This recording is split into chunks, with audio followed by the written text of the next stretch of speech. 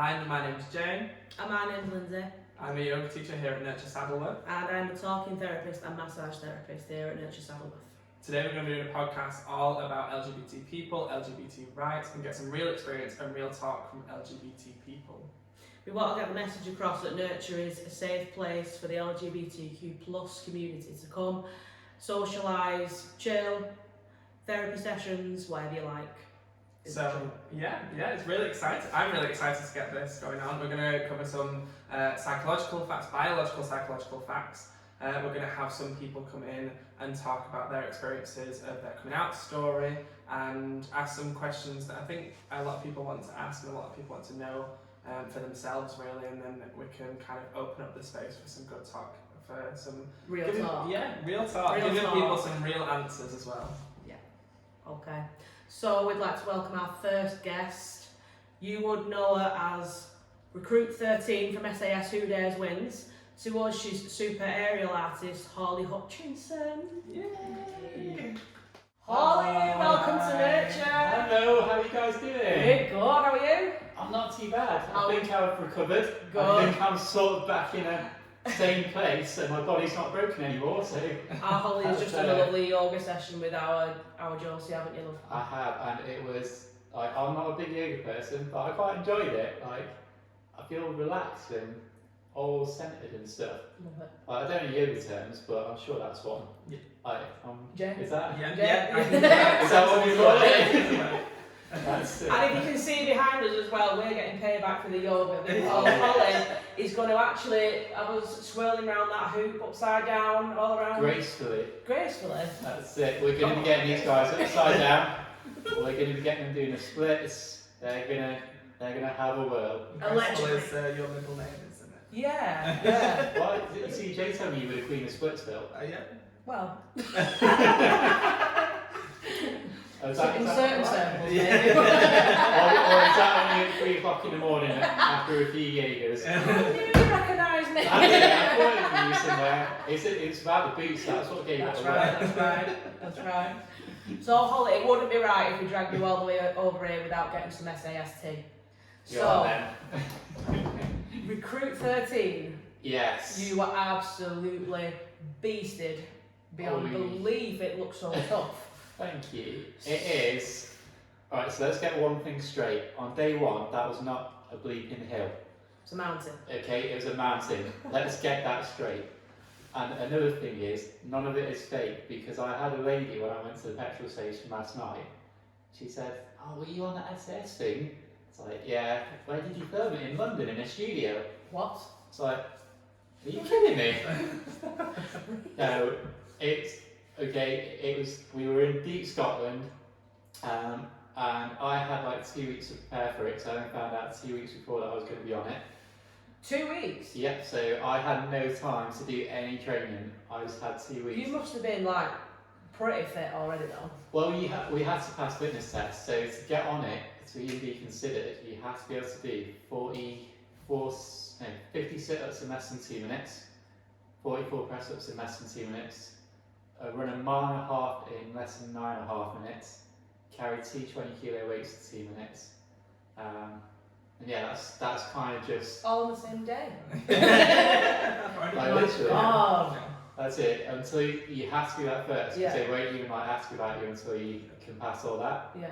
So yeah, everybody was at quite a high level of fitness. Like, you know, even like Esther and everybody, like nobody was kind of unfit.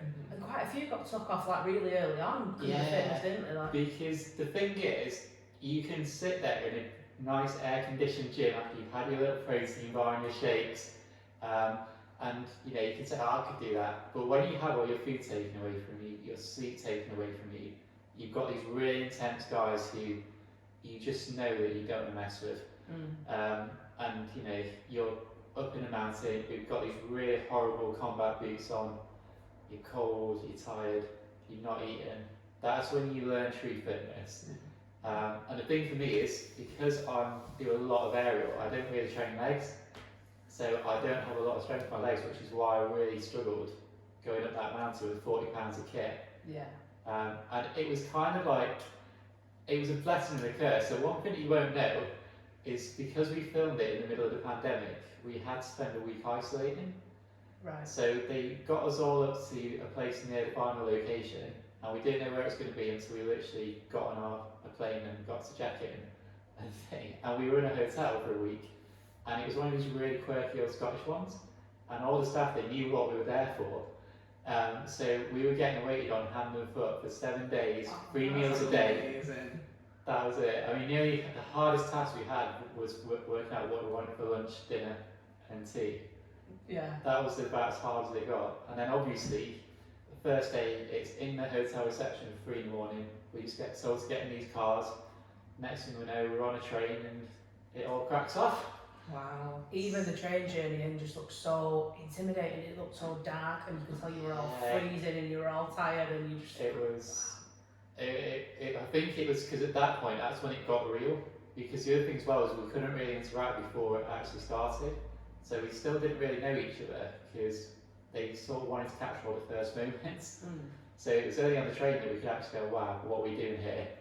And it kind of, because you just didn't know what was going to happen because nobody said you were getting on a train. Nobody said, okay, these guys are going to dive in. It was all just, here it goes, Yeah. you know. And then when you're there, I'll never forget the bit where when we were in the bog, like running around in that marshland for what felt like 3 hours, because they only showed like a quarter of what we did on there. Everybody had lost shoes or a shoe. So when we got to the base, it's get out of that room, get out, get out. And then me and Jay, we both lost one shoe. And as you saw, it's all stones. Oh. So we're literally running down this hill at full pelvic. And it's just the rest of them are behind us going, come on. Yeah. And we're like, okay. Try it. So yeah, but it was one of the best experiences of my life. Like, you know, it's very real. There's no kind of magic or trickery there. You know, you literally, the only source of warmth we have is a log fire, which we have to chop our own wood for.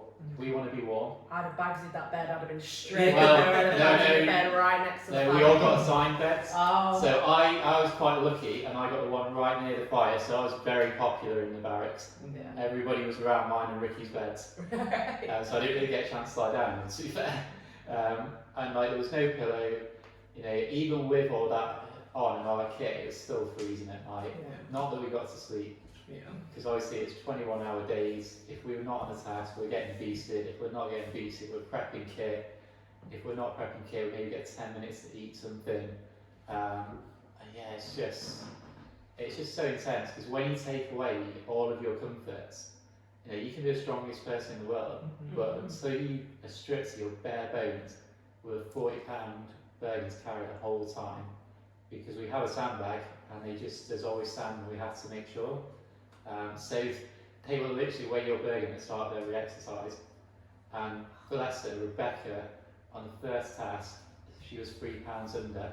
So we all got forced on sort of the middle of this mountain to hold the plank position with our bags on, while she was getting yelled at and forced to go and find a rock, and running around trying to find a bloody rock. Oh no. So they put the extra weight. Wow. Oh my god. So did you find it, which was tougher for you, the physical demands of it or the mental demands, do you think? I think like mentally I was okay with it because I've been through stuff in my life, so mentally I'm quite strong. Yeah. But because I'm not a CrossFitter or not somebody who runs or works my legs a lot, my upper body was fine. It was just really killed my legs. Yeah. And because I didn't have time to work for it and actually get ready for it, I didn't have the time to build that leg strength. Yeah. So for me, that was what did me in. You know, every step was agony. Even when we just started going up the mountain or the slightest hill, it was just really, I could feel my legs burning up and seizing. Yeah. So yeah, for me, that was definitely the harder part. There was no doubt whatsoever that you were absolutely pushed to your limit, because we saw it. We just saw. Yes. Ollie. That was it. I was just like, all I remember is You just think, oh, rest. yeah, I was like, that hill looks comfy. Yeah. So I just remember thinking, right, I can't give up. I'm not going to give up, so I'm just going to keep going and going. And my legs just got tighter and tighter and tighter, and then they just wouldn't move. And my vision started going, and then I just remember waking up, camera in my face. Ollie! Ollie! This guy yelling at me in my ear being so, like, do you know where you are? I'm like, no. Oh no, I And didn't. then I was like, I have no idea what's going on. And then yeah, so that happened, and I was really grateful that I got to get a second chance, because not many people do. Because the bit that you didn't see as well was when I got back to base, I was put in with the TV doctor, which he saw, but then as he went, Ant came in straight after, and had my arm back, and he was like, "Do you want to be here? Why are you here? Are you sure you want to be here?" And part of me was like, I just don't know if I want to be here anymore. What am I doing in my life? Yeah. But I was like, no, I can't give up. So I was like, yeah, I want to be here. So I was like, here you go, don't make me fucking regret it. And then, yeah, I somehow managed to get back. But the second night, what you didn't see is after that beasting.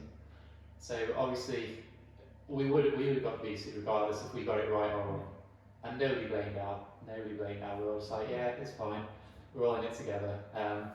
It's literally myself and 3 other girls, Rianne, and I think Hannah, we were all, and Phoebe, we were all up till like 5 in the morning drying our kit, because we all had 2 sets of wet kit, so we no longer had any spare clothes, because all you get is 2 pairs of pants, 2 tops, 2 pairs of underwear, and that's it.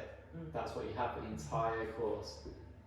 So obviously we had to like dry stuff, and the only thing we had to dry was these rubbish log burners. So we were up to like 5 in the morning trying to dry it, and then I think we maybe got an hour. But it was one of those moments that I look back, because we were all stood around, sort of just in our knickers in a top, in a towel, just like laughing our heads off, just trying to dry this kit like, come on, and making sure it didn't set on fire while we're trying to put it in the log burner. Yeah. So it's just those crazy moments that you'll never get to do again. And if you did it with anybody else, it just wouldn't be the same. Yeah. So you couldn't have got 21 or random people throwing us together, but somehow we made it work. Yeah.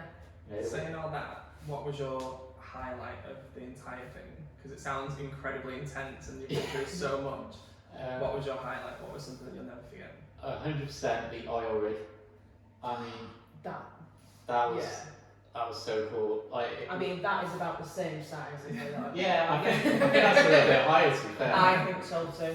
Yeah. That's it. Oh no, it was because it was a proper James Bond thing to me, because we got up there on a rib, so we're there speeding through the North Sea, put on this oil rig, get your kit up, go, stood on this oil rig, right, fleeces off, get your harnesses on, and then we stood around there for like 4 hours, just in our tops, and I was the last one to go.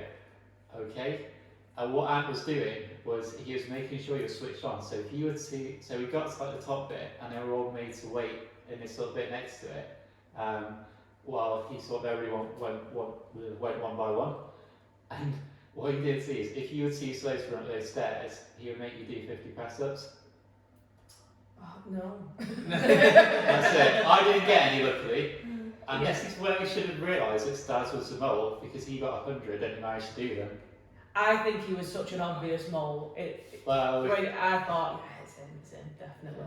I had no idea, it's so hard when you're in there to work it out, I just had no idea. But looking back on the signs now, I'm like, oh yeah.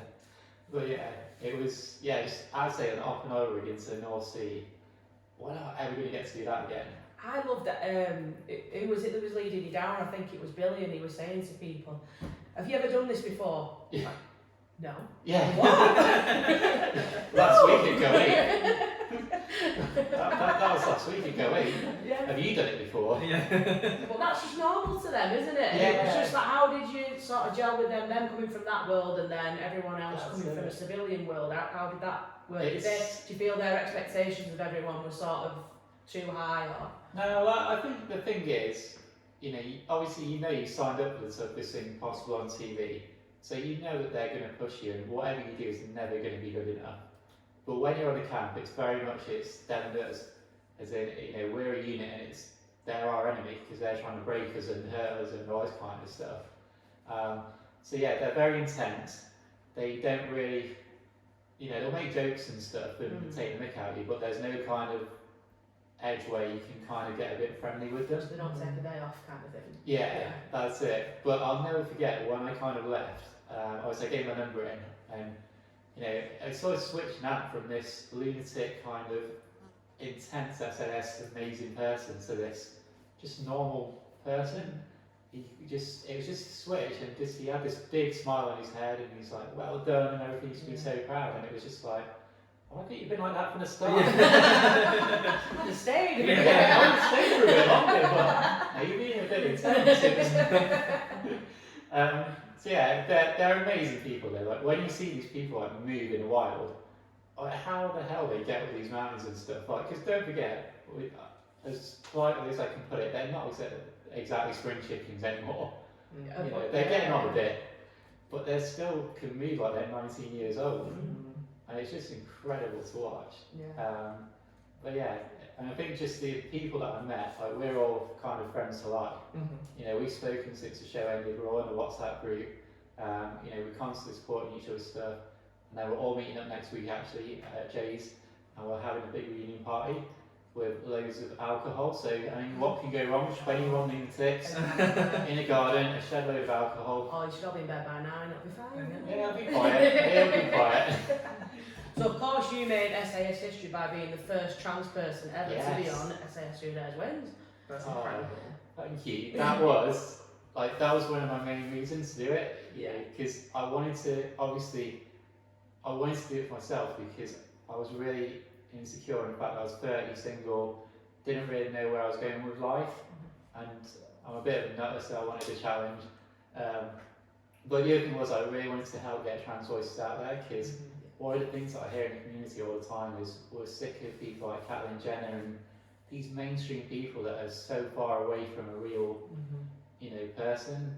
And the thing is, it's really harmful, because then the public's expectation is, well, this is what all trans people are like. You know, this is what they're all like. Whereas for me, it's very much, I was going to be myself and just go in there, because, as you know, it strips the bare bones. Like, you can't hide anything about yourself.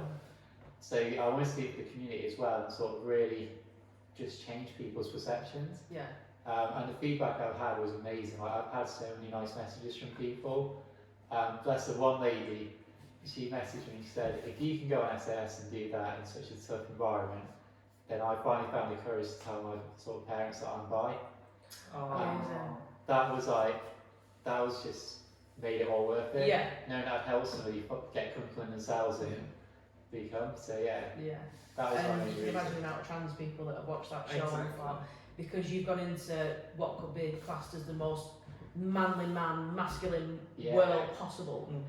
Aside, it's not even like beyond gyms and beyond other places which are intimidating. You've gone to SAS Who Dares Wins as a trans person. It's just you were so open and honest about everything, and said, "This is me. This is what happened. This is how I feel." That's it. And it was just, I thought it was incredible. And then your chat with when they pulled you in, it was. It was emotional, that for me. Yeah. It was Was obviously. it right? It was Melvin and Ants. Ants who pulled you in. It was, my first instinct was I wanted to laugh. Because obviously, you know, you're hooded, the hood comes off, and you just got these two people who look as though they're about to just kill you, like right there in your face. So my instant reaction was kind of like, I want to laugh, but I can't. Much like us two. I was going to say, I feel like I'm back there. I'm back in the room. So you've got the camera, haven't you? So you're all doing it again. But it was, I think for me it brought a lot of closure as well. That chat, because obviously, you know, the SAS world is quite macho and stuff.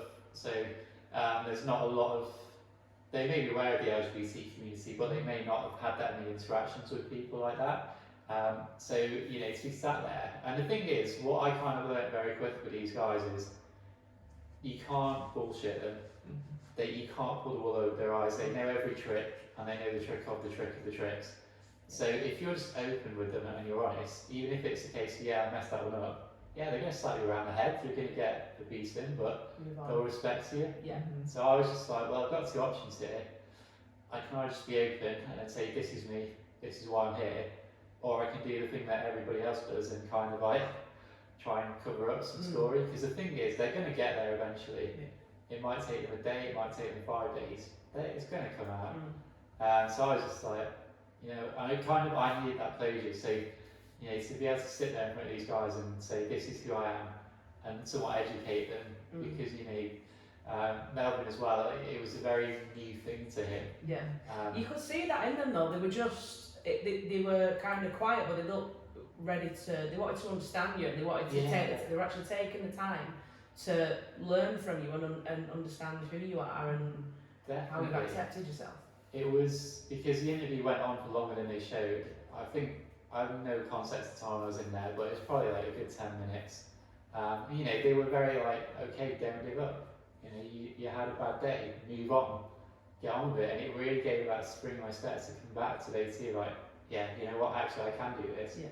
Because one of the things that I struggled with is you never knew what was coming. There was no like, this is going to happen at this time, this is going to happen at this time. It was all just, get out of the place, now, hurry up. So you never knew what was going to come. Yeah. And you couldn't sleep because you were expecting them to just burst in with stuff. Yeah. So that, you know, being in that kind of environment, I really struggled with it at first.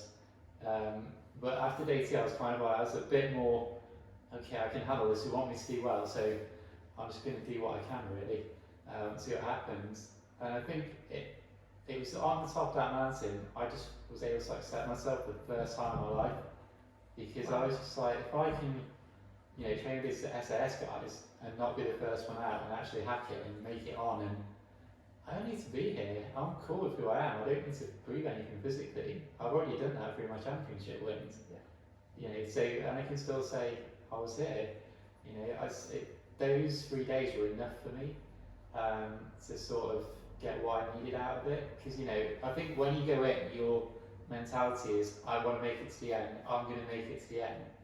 But you kind of quickly realise that actually you don't need to necessarily be there to prove yourself and who you are. Because it's such a raw experience, it just brings everything to the surface. You very quickly discover who you are. Mm-hmm. And I kind of was like, actually I like this person. Yeah. I need to be here. Like, that's enough for me.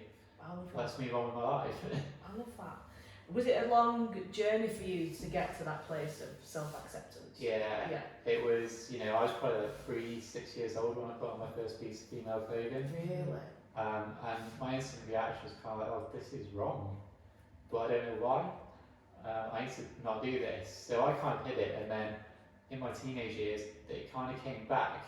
And so whenever my parents would go out, I would just sort of dress up in my mum's dress or something. And then I'm quite a hairy person naturally, so as I sort of got older, the hair started coming through, the beard started coming through, and I just looked in the mirror, I saw this ugly man. You know, I saw this really ugly person that was hated. So I kind of said, no, God made you a man, stop being like this. So kind of stumbled my way through college and uni. I knew I wasn't gay, but I was like, there's something about me that I can't work out. Mm-hmm. And then I kind of, you know, I got through uni, and I was a very angry person when I came out of uni. I was never physically violent, but I was very verbally, you know, you could say the slightest thing and it set me off. It was one of those people, I was that kind of person that, you know, you avoided saying certain things because you knew that they just erupt. And I couldn't work out why I was angry. And then my dad said to me, if you don't sort of calm down, you're either going to end up in jail or you're going to get beaten up. And that was when I was like, well, okay, I need to accept this. So that's when I kind of was like, you know what, this is who I am, this is it. And what age were you at? I think I was about 25. So yeah, so I sort of bit the bullet. Obviously it was hard for my dad at first because he's a child of the 50s when it's still illegal. So we kind of put out a little bit, but he came round, and then my mum was like, I kind of figured it out. Yeah. You know, she just had that motherly instinct. And now we're all good, like it's not a problem anymore, it's just like we're in a good place. And I think sort of seeing me on SAS, they're kind of more comfortable now because I think they're always worried being an only child that, you know, that I'm going to get beat up or something. They see the horror stories, whereas now they're kind of like, actually, you'd be alright. This is what we want. So yeah, it's been a very, very hard journey to accept myself. And look in the mirror and say, I like that person, but now I can.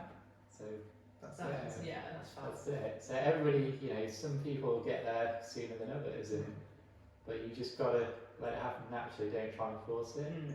That's my advice. And It's that's- a journey, isn't it? It's not about the destination, it's about the process that you take Yeah. to get to that destination, isn't it? And what you learn That's from it. because I think the thing is, like, I'm 30, so when I was in school, it was still the days of dial-up modems. So there was no kind of Google to go and have a look at it. There was nowhere to go and talk. There were no gay kids. There were no trans kids in my school. So I didn't actually meet an LGBT person until I went to college when I was 16, and that was like the first time I met somebody. And I was like, oh, okay, this could be something. But I just sort of buried it all to the side. And yeah, so that's kind of how I ended up where I am today on SAS. But another sort of big thing that helped me get there was my aerial and pole.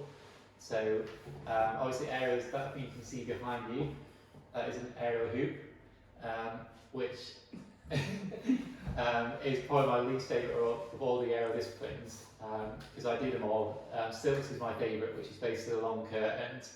I'm a 4-time champion in that. I literally, just as soon as I came out, I turned up at the studio and was like, "Hi, I'm Holly. I'd like to try some silks, please." And they were like, "Oh, bless it." That was genuinely the voice that I did. I was so nervous because I was like me. Yeah. But I was, obviously I had a lot more hair and I hadn't taken hormones. And I was like, "Oh, okay, I'm Alicia. Let's go on with it." And now Alicia's like my best friend in the world. Like, we still try, you know, she's worked with me for 4 years now and turned me into a medalist. And it just kind of, I started it and then I was like, actually I really like this and this feels really good and really natural. Like, this is what I was meant to do.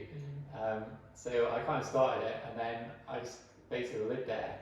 And every single person in that studio and in that world, circus, pole and aerial world, they just don't give a damn about gender, race.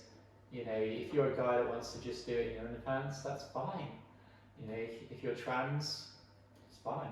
Yeah. They just don't care. So I found a really sort of safe place where I could become myself and go through that journey, finish that sort of process off in a supportive environment.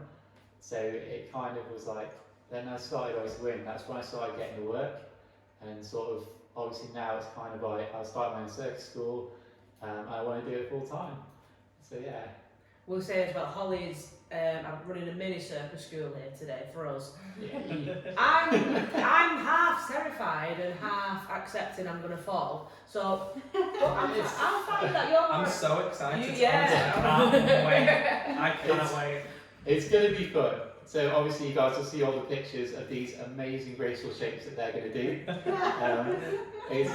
You can see, this is the main thing about circus and area, like, it's a very social thing. Yeah. You know, even I fall on my ass sometimes and mess moves up, but all we do is we just laugh. Yeah, Just well, say- I mean, to do so, I mean, Holly showed us some stuff before and it was just out of this world. She just said, "Oh yeah, look, the rig's safe, watch this."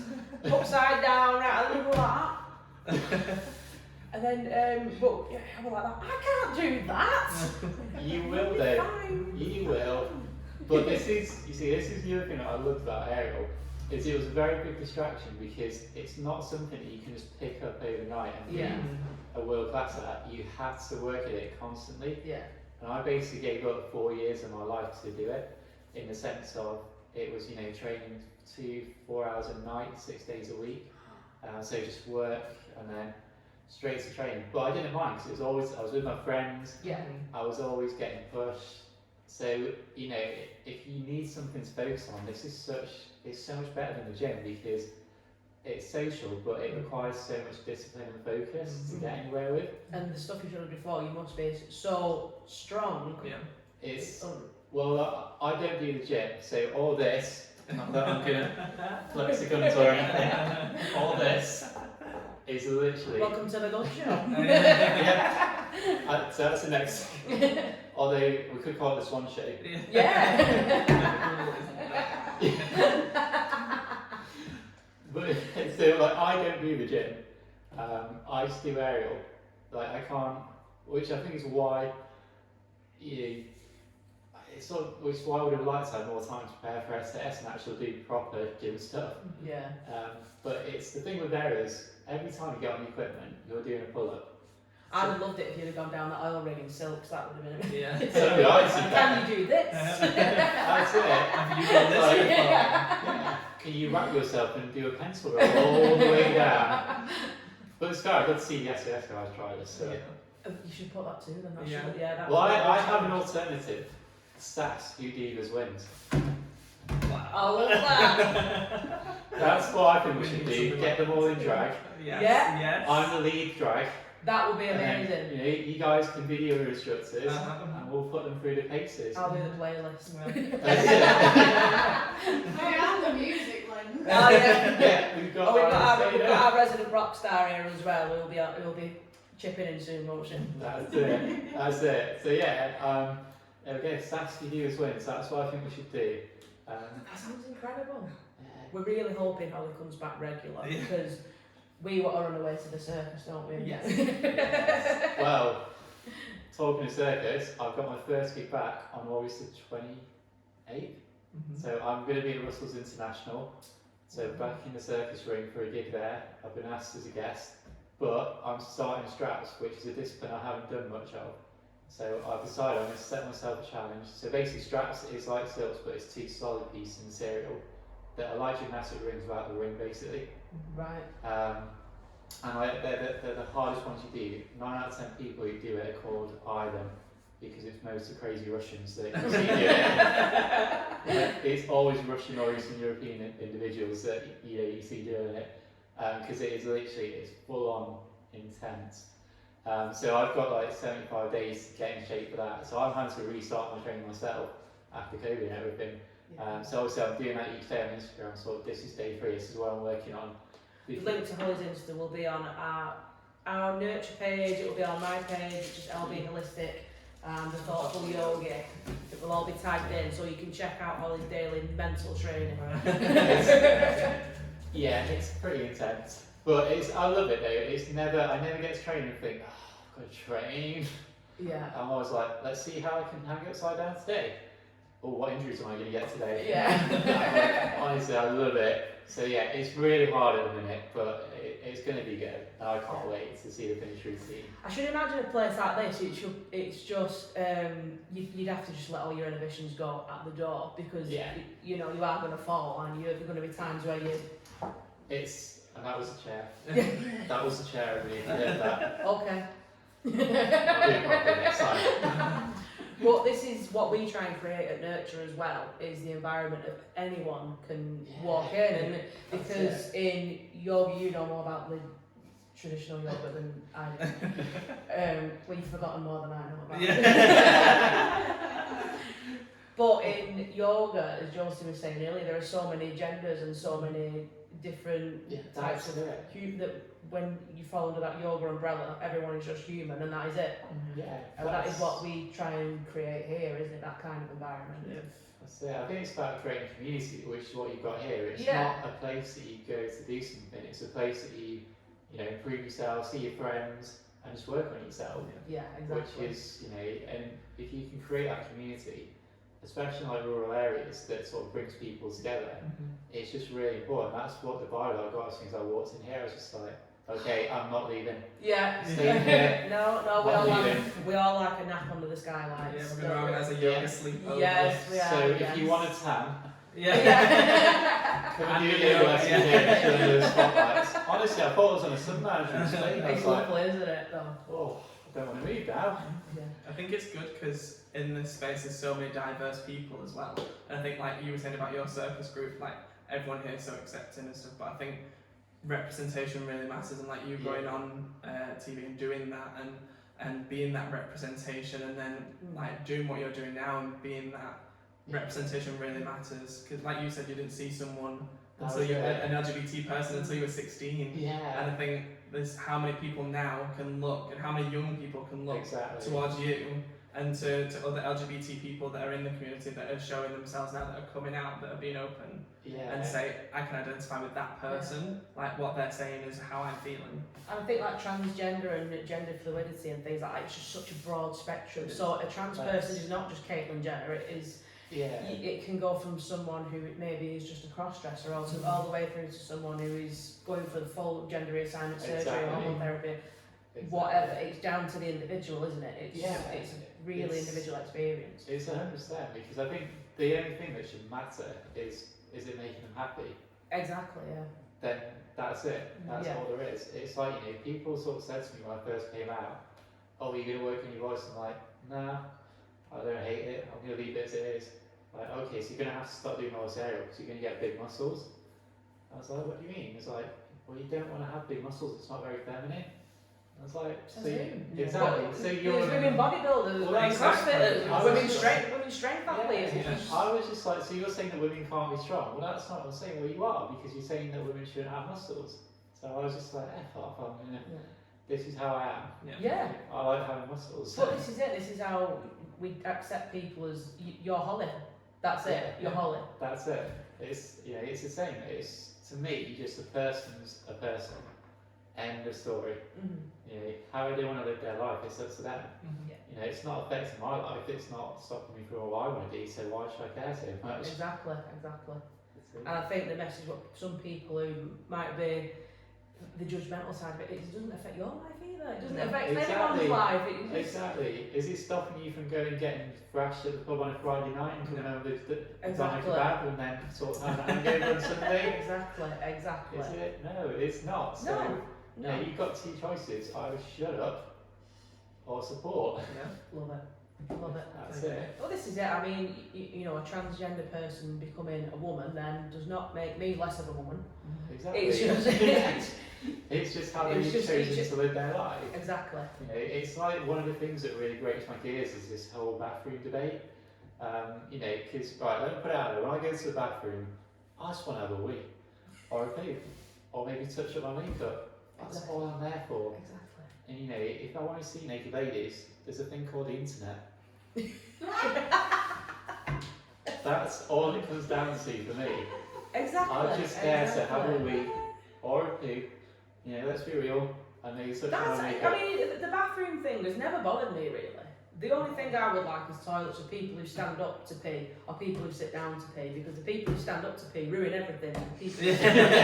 That is the only issue I take with it. But apart from sharing with whoever, I don't care. So maybe we can reorganise it and have stand up and sit down Yes, as the rooms. yes. That would be a lot. It's just all about choice. Yeah. Although one of the things that I used to love doing is when in my early days, like when I was probably 19, and used to sort of maybe on the odd weekend, I'd go out to Pride or something, you know, sneak out. Is I used to love going to the guys' toilets in my heels and a short dress and standing on mini urinals and just sort of saying to the person next to me, "You alright, mate?" What's cracking? That's it. And they go, yeah, alright. Yeah, it was great. Yeah, you can actually, nobody cared. It was great. Exactly. I mean, down there in the gay village, I mean, there's just a mixed bag of absolutely everyone, isn't there? That's it. And you know, I think the world needs diversity because we have to accept that people are just going to keep getting, I don't know, not weird, but people are just going to keep choosing to be themselves and giving two fingers to what society wants. Yeah. You know, so that's what I did. I was like, here's two fingers to the norms. Yeah. They don't work for me, so I'm going to do my own thing and you do your thing. You know, if you want to stick to that, if that's what works for you, then that's fine. Yeah. But for me, it doesn't. So I'm going to sort of create my own mind. Yeah. And look at you now. Yeah, That's exactly. it. Look at me now. Exactly. An inspiration to the millions now. Yeah, exactly. Well, I hope so. But no, I'm really humbled by the support I've got since I got back. You know, it was just, I think one of the things that really touched me was there was an article in the Liverpool Echo that said fans gutted to see me go, and that was like, well, okay, that's pretty nice. Yeah. But yeah, I mean, they're all amazing people. Like Jamie, who was my bunkmate, and he was pretty much my battle buddy. Like, really helped me through it. Incredible guy. That's just what he went through. Which he shared very openly as well, didn't he? Yeah, he is the loveliest guy in the world. He's such a nice guy. And you know, they're all amazing people. So like Rebecca, he didn't really get to see much of. She went before Ricky on the same night. Okay. She was lovely. Ricky is a character. He's one of these people that he's a lovely guy, really funny, really entertaining, life of the party, but you don't want to be with him in a Land Rover at 5 o'clock in the morning. You know, one of those popcorn voices. Like, really lovely guy, it's not 5 o'clock in the morning in a Land Rover. When you're cold, you get in there where you go in. And yeah, they're all incredible people. Like Al, you know, as his nickname is, one-eyed owl, the stupid minion. Amazing guy, really incredible. Oh, You know, and this is the thing, like all the ladies there, they were strong women. yeah. Like I've pole dancers that are aerial girls, we're all pretty strong. But like, these are some seriously strong and incredible Yeah. ladies. You know, Tyler was amazing. Phoebe's an incredible sort of person. You know, because she does all the CrossFit as well. Yeah. Just really amazing people. Like Hannah was. Phoebe was. I remember Phoebe. She's Yeah. seriously strong, isn't she? She's amazing. I was like, can I have some of your strength? Yeah. Like, she's such a beautiful person. Like, she's just really lovely. Yeah. So yeah, you know, just leave her alone, guys. She's awesome. I think she's incredible. Yeah. I think she put a lot of men to shame in the gym as well. Yeah, she does. You know, when you're up closely, you know, you can tell that she's strong. Yeah. You know, she was up that mountain like nothing, while I was just sort of head first in it. Yeah, they're all Mountain. amazing It people. wasn't a hill. It was a mountain. Sorry, yes, a mountain. Yeah. So you got me saying it now. Yeah, so it was a mountain. Yes. It was a mountain, okay? Was it Ben Nevis or was it a bigger one than I that? think it was Everest. So, SAS is what a platform to promote trans pride and to promote your journey and to be an inspiration to many. What message would you send to maybe someone who's struggling with the gender identity or sexuality or? I think, you know, the message I say is the first step is always the hardest step. But, you know, you're not alone. There's groups out there that will support you. So don't be afraid to just have that initial conversation. You don't have to have it with your family or your friends.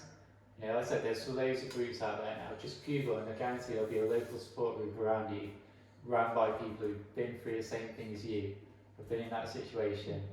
So just have the conversation, and you know, just keep being you. One thing I always say is, why do you want to fit a label when you can create your own label? You know, create your own label. Yeah. Say F you to the rest of them. I'm in my own label. Like there's nobody like me. Which is that a good thing? Yeah, that's a good thing. You know, my mum says I'm pretty special and unique. So is that a good thing? Actually, I mean, maybe when I was 12, maybe not at the age of 30. But yeah, no, you just do you. You know, don't feel like you have to put yourself in a label, because I think that's what I see a lot of sort of youth people do now. They kind of feel like they have to fit a label, or they're not a certain thing. And now don't you feel that there's so many labels like coming to the surface now? Like I've had gay friends from being a kid, and I'd go to Canal Street with them, and I'd see it was back then, talking like 10, 15 years ago, it'd be transvestite, transgender, and that was kind of it. That was But it. It and was the then same thing. gender identity wasn't really talked about much, even only 10 years ago. So it was now with gender fluidity, non-binary, so many new phrases. But the thing is with the phrases are new. The actual feelings and what you are, that's not new. That's gone on for as long as humans have been alive. Yeah, that's all. It's just the words that are new to a lot of people. You know, you don't need to be defined by a term. Yeah. You know, you should just be able to say, "Hi, I'm Bob." Yeah. And that's it. Yeah. You know, don't feel like you have to define yourself under a certain term. You know, if you want to make yourself feel better, then go for it. But I just think there's a lot of pressure on the youth today to feel like they have to be in a certain label. And people might feel like they have to explain something to someone. Yeah. It's I don't explain. no, It's- this is it. They might just because for people who genuinely want to learn about it, for people who genuinely care, it's better to ask a stupid question, really, isn't it? Yeah. Than to go in ignorance and not know. That's it. So if you're asking a question that you think might be a bit close to the knuckle, it's best to do it if you feel you Well, can. there's Sometimes, depending on. I'd say most of the time, Yeah. if in doubt, ask, because I'd rather somebody ask, so then they don't get it wrong, they don't get Yeah. offended. But the one thing that I don't like getting asked is, have you had surgery yet? Yeah. That's the one question that just really grinds my gears, because it's like Like me saying coming you up to should, you. or like Yeah. putting it on you that you Yeah. should be this, you Well, should be that. it's if we flip that to sort of the person who wasn't part of LGBT, it's like me going up to you and saying, "How big are your tits, love?" It's pretty much the same thing. Yeah. You Yeah, wouldn't yeah. ask that to a person you just Yeah. met, so why would you ask them whether they've had their reassignment or Yeah. what's going on down there? You know, I wouldn't ask that to like a third date. So not when I met them. You know, so just please don't ask about surgery. You know, it's none of your business. Yeah. You know, as if But I a don't, lot of trans people don't actually get to surgery. They just don't feel the need to get to surgery. They're like happy with the body and their identity, and that's it, isn't it? It's just, if that's the stage they get to. that's it. It's like I don't know still. You know, I've been transitioning for 4 or 5 years, and I still don't know if I want it off. You know, I'm happy that I've got boobs and hair growing, and I love that. But I don't know if I want to, you know, get the chop yet. But I'm not saying no, I won't. But the time is just not quite right for me because I've got a lot of stupid stuff to do with the circus. So, you know, maybe in a few years when my body's battered and sort of a bit broken and needs to chill out, then I might do it. But yeah, just, you know, the person's sort of genitalia is their genitalia. You wouldn't ask a non-trans person about their genitalia, so why do you think it's okay to meet someone and ask them about theirs? It's a really good point. Yeah. So I didn't think when I met you I'd be saying that. But I was like, I don't know how else to demonstrate it. Yeah. So No, yeah, it's true. It's just so true. yeah. It is just as blatant as that, isn't it? Some people do That's ask. it. It's because I always used to get it, and I always used to grind my gears. Yeah. So I was always polite about it, but now I'm just like, you know what, it's none of your business. Yeah. So if you want to know, just don't. Just don't. It's as simple as that. So yeah, so I just think like overall, you know, if you want to find stuff out that's not as intrusive as that, like, you know, a lot of people ask, how do you come up with the name Holly? Like stuff like that, I don't mind. You know, how have you found a transition? How are your parents and stuff like that? I'm fine with that. But there's just a barrier and Because then it becomes a bit too personal. They're like things like asking how did your parents accept it, and they are genuine concerns for a trans person who may be dealing with that by themselves. Exactly. So that's obviously A sort a of good real question, and it's a real perspective and things like that, isn't it? That's it, because that's coming from a place of love compared to just downright nosiness. Yeah. Yeah. It kind of says more about what's going on in their head. Yeah. When you're asking questions like that where it's really inappropriate, it kind of says more about that person than it does about you and your journey with it all, doesn't it? So Exactly. you That's can kind it. of settle into that and just like, no, this isn't about me, this is Yeah, like, I'm dealing with me, that's it. you deal with you. You deal with your issues. Yeah. That's it. And to be fair, one thing that I've found is the people who ask the questions like that are generally the ones that are in the closet. Yeah. Because before I came out, I was trying to be the best I could. I was never a good man. I'll put that out there, I was never a very good man. I tried to be over masculine to try and hide it. Yeah. So I'd be like, hey, come on lads, let's go down, let's get drunk. And, Yeah. you know, I'd always be trying to pull girls and always be failing, and, you know, I'd always be trying to drink more than everybody else, and just felt like I had to be the strongest and stuff. So yeah, it took me, and that's what kind of drove my anger, and maybe that person that I call him the Hulk, Right. and that's the Hulk that I kind of buried, and that was one of my fears going SAS. Are they going to bring out that Hulk Right. that I've had to like bury? So he's just not a nice person. But yeah, don't worry, the Hulk is gone now. Just don't make me angry. But so obviously like the show's kind of finished, and I've kind of moved on with my life because we shot it in October. So it was like agony. 5 months I couldn't tell people. I was like, I'm not allowed to tell them because I had to say to work I need 3 weeks off work, and I couldn't tell them what I needed it for. Yeah. It's like it's a TV thing, but I can't say what TV thing. So yeah, luckily like my boss is great, and like my work's been pretty cool with me, so I managed to get it off. But yeah, so we've done it back in October, and then obviously it's only just come out. So I've decided that I've got a chance to do what I want in my life now, and I've got a platform to create awareness, you know, improve, make a difference to the trans community. So that's what I want to do. So one of the things that I'm doing at the minute is I set up a fundraiser because I thought, if I want to make a difference, I'm going to use what I'm good at, which is hanging upside down at height and just sort of clowning around. Because the thing is, when you put leaflets and stuff in front of people, they get bored very quickly. When you just put facts, like a fact is 48% of transgender people have attempted suicide. So, you know, and I was one of them. I was one of them. 84% think about it, have it thought about it at least once. That is It's- shockingly high. It's numbers. just the facts.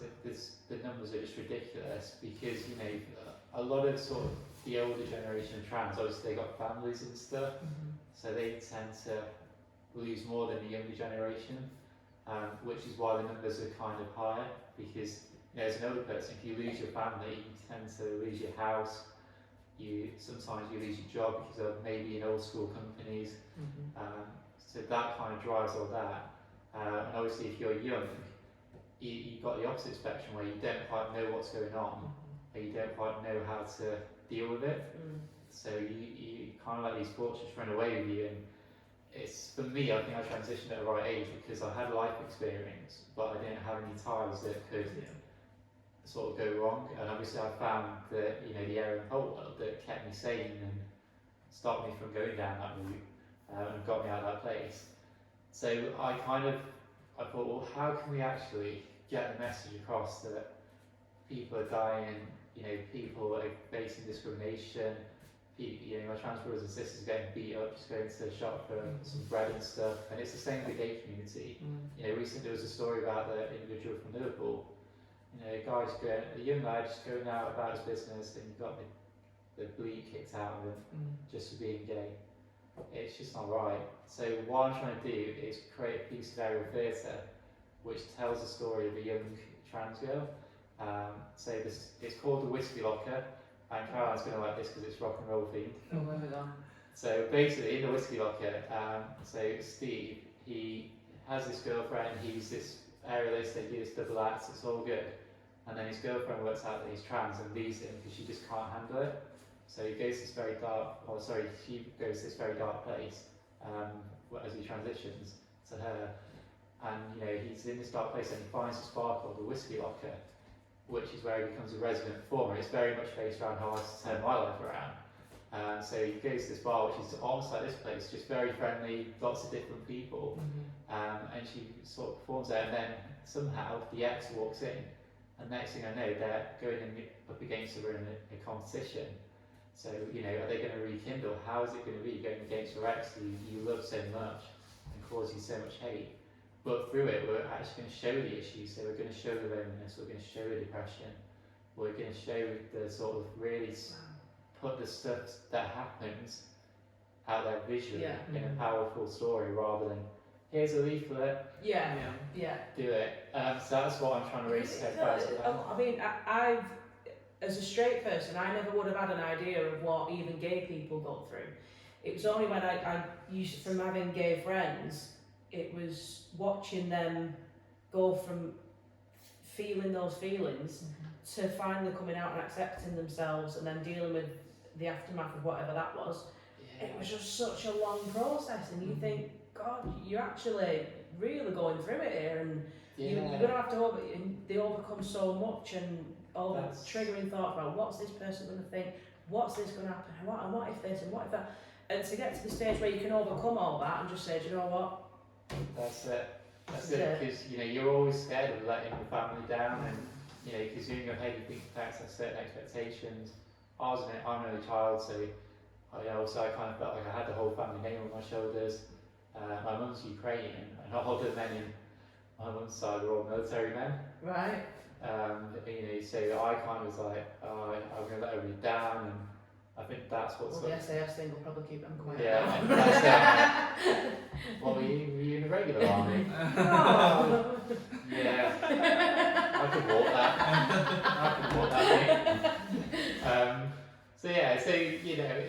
It's been a very good experience. So I just want to focus now on let's actually do something that's going to make a difference. So I'm trying to raise £10,000 to create this piece of aerial theatre, which I'll star in. Because obviously I've got the aerial skills, but I've got. We know that. Yeah. You'll see that. But also I've got a couple of really cool sort of other aerialists who just want to be on board in the projects, and they're also quite diverse as well. The chance it's basically going to be going to the circus, but you're being told a story. So you're going to see lots of different random acts, but there's a really hardcore, hard-hitting emotional storyline to it, rather than the kind of Cirque du Soleil approach of, or just blind them with music and people flying, and they won't understand what's going on. Yeah. So this is much more story driven visually, and people want it to happen. So we've just got to get to that target, and then we've got a chance to create something that people can actually engage with, and they'll probably watch a couple of times, because obviously we'll put it on YouTube, we'll perform it live, we'll do a live stream so you can see it. Where are you looking at performing it live?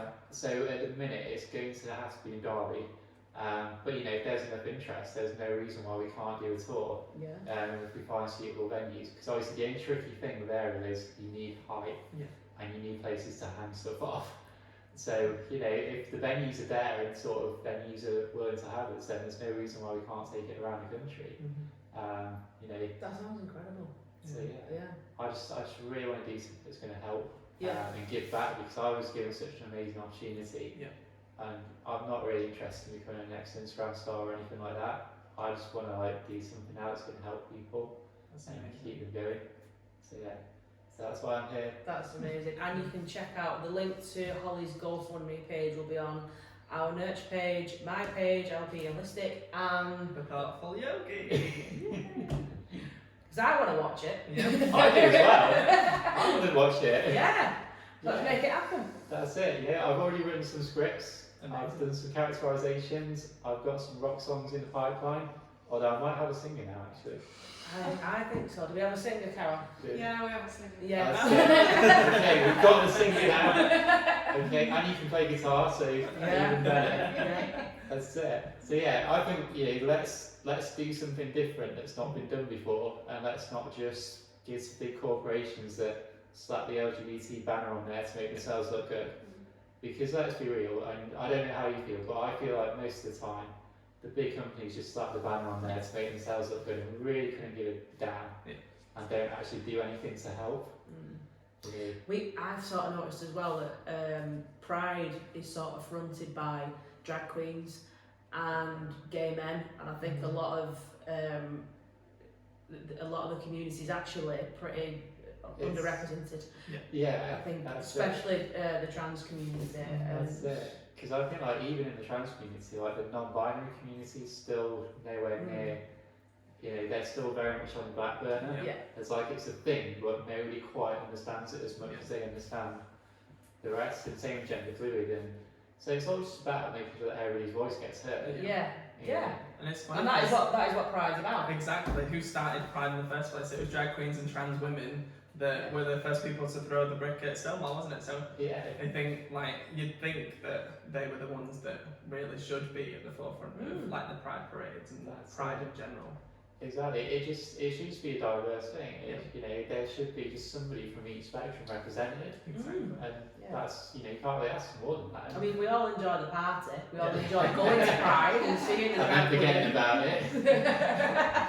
But the actual message underneath it is that this community is huge and this community exists, and that LGBTQ plus are everywhere. Normal people, they are in your community, they're in our community, they are everywhere.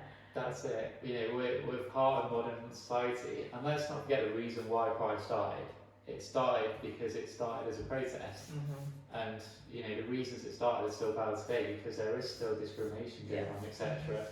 And although things are getting better and are changing, we're still a long way away from everybody, being able to be at peace and get a decent. I think this is why for me as a straight woman to get involved, women are still fighting for equal rights. I think this is why women are drawn to stand by the LGBTQ plus community, because it's not we aren't fighting your fight, but we fought a similar fight, and we'll stand by you and support you. And that's what it's about. It's about creating allies. This is what this project's about as well. It's about trying to get allies to say, okay, actually, you know what? I've seen this now. I want to spread the message, because we all love the Pride parties. They are the best.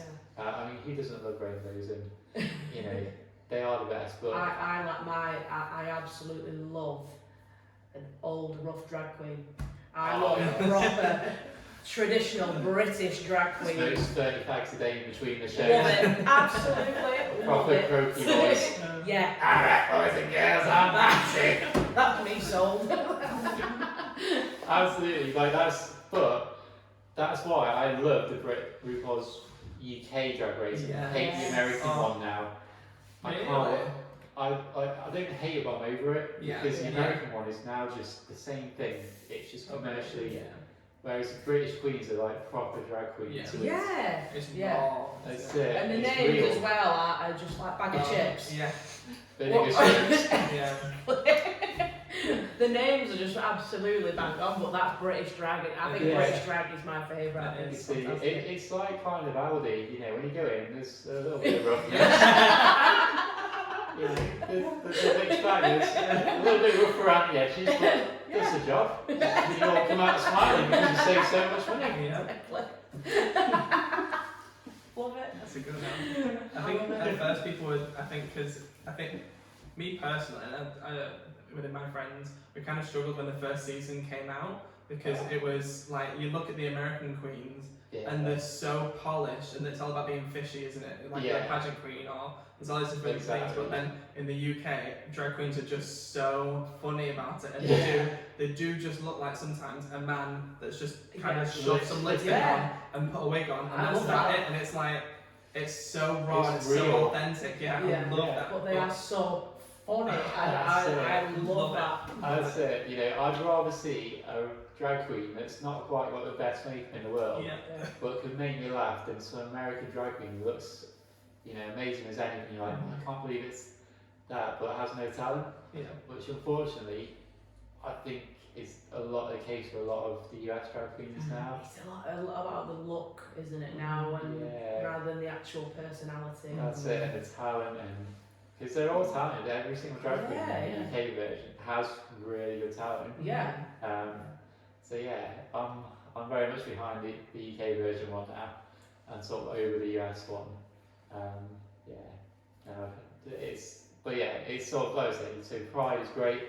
It's a great thing, but we just need to remember its roots and just remember when you're there, you know, slamming those drinks, hugging the guys around you, having the time of your life. Why it actually exists. It's not just a bank holiday to go and get, you know, drunk. It's actually there to make a difference and help people. Let's make this project happen. Yeah, definitely. Because I really want to watch it. And Lindsay's gonna star in it as well. Yeah. Yes, I'm going to be woman who falls to floor. Or we can have you as one of the people in the bar, as one I'll of the do that, I'll customers. do that. See you right there. See how many vodka and cokes you can get through each rehearsal. That's noticing. You never know, you might get more confident then and go for the aerial. Yeah. I can hang it upside down. Get out my way. Lindsay's in town now. Oh, I love it. Well, Holly, you're going to stick around because we're going to bring in... Oh no, I've got to get off. Of course. The vodka's in the back, I told you. We're going to bring in we're going to bring in our resident rock star, Yes, rock on. who is hopefully performing at Pride, but she's had she's had a huge influence on the LGBTQ plus in Manchester with her band and her music. So she's going to come in and have a little chat with us, and we're also going to be joined by a very shady character as well. It's not a lawyer by chance, is he, or a solicitor? Yes, it is. I'm afraid so. Oh, definitely off. He's doing this guy on the camera now. He's like, no. So we're going to have a tea break, and then we'll be joined by our special guest. Yay. Thank you, Thank Holly. you. No, Thank thank you. you.